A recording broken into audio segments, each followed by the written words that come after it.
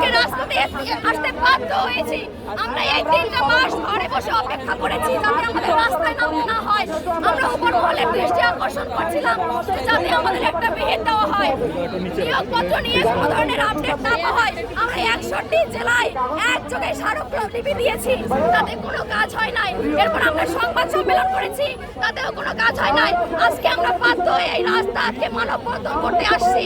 আমাদের একটাই দাবি, শুধু নিয়োগপত্র। চূড়ান্ত সুপারিশ হওয়ার পর 3 মাস কি করে নিয়োগ আটকে থাকে আমার বোঝাই আসে না। আজকে নিয়োগপত্র নিয়ে বাড়ি যাব, নয়তো 14,000 লাশ এখানে পড়ে থাকবে ইনশাআল্লাহ। 10 লাখ পরীক্ষা দিয়েছে, মাত্র 14,000 সুপারিশ পেয়েছে। বাকি 9,86,000 মানুষ কি বলবে? সবাই সবার কথাই বলবে। তারা গুজব উঠিয়েছে যে নিয়োগ ফেয়ার হয়নি, প্রশ্ন ফাঁস হয়েছে, যা সম্পূর্ণ গুজব এবং ভিত্তিহীন।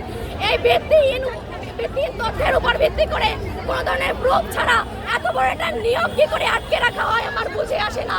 আমি কর্তৃপক্ষের কাছে আকুল আবেদন জানাচ্ছি যেন শিক্ষক সমাজকে রাস্তায় না থেকে ঘরে ফিরে যেতে হয় এবং এই লজ্জা যেন আমাদের আর সহ্য করতে না হয়।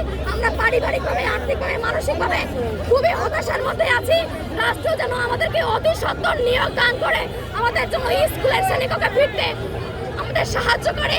আর কোনো চাওয়া আমাদের নেই। ওইটা ধাপ পার করে আপনারা ভাইয়া পরীক্ষা দিয়েছি, অ্যাপ্লাই করেছে 10 লাখের মতো, পরীক্ষা দিয়েছি 8 লাখ, সেখান থেকে মাত্র 69,000 আমরা প্রিলি পাস করেছি।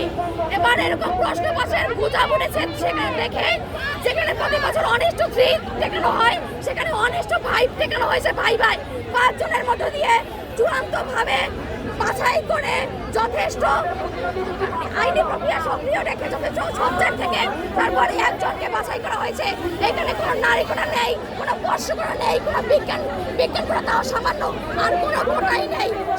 যে 14,000 সুপারিশপ্রাপ্ত হয়েছে তারা 80% পাবলিকিয়ান আর 20% বিভিন্ন ন্যাশনাল কলেজের মেধাবী টপ স্টুডেন্ট।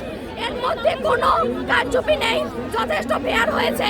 এবং ফেসবুকে যারা দেখতে পারে নাই তারা গুজব রটাচ্ছে যে নিয়োগ ফেয়ারে হয় নাই। এটার উপর ভিত্তি করে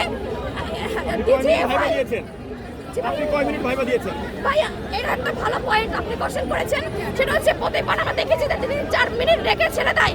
এইবারে প্রথমবারের মতো আমাদের 10, 12 মিনিট, 15 মিনিট, এমনকি 20 মিনিট করে রেখেছে। আমার নিজেকে 12 মিনিট রেখেছে, 19টা কোশ্চেন করেছে, আমি একটা শুধু পারি নাই, আর 18টা আমি পারছি। আমার ভাইবা যথেষ্ট ভালো হয়েছে এবং যারা যথেষ্ট মেধাবী এবং পরিশ্রমী তারাই এবার চাকরি পেয়েছে। আমার জানা মতে কোনো দুর্বল ক্যান্ডিডেট এবার চাকরি পায় নাই।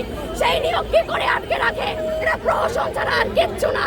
অন্তর্বর্তীকালীন সরকার তো বলেছে ফেয়ার সবকিছু হচ্ছে, তাহলে এখনো কেন আপনারা নিয়োগটা আটকে রয়েছে? কে এটা আটকায় রাখছে একটু বলবেন? ভাই কেন আটকে রাখছে না এটা আমি কোনো যৌক্তিক কারণ পাই না।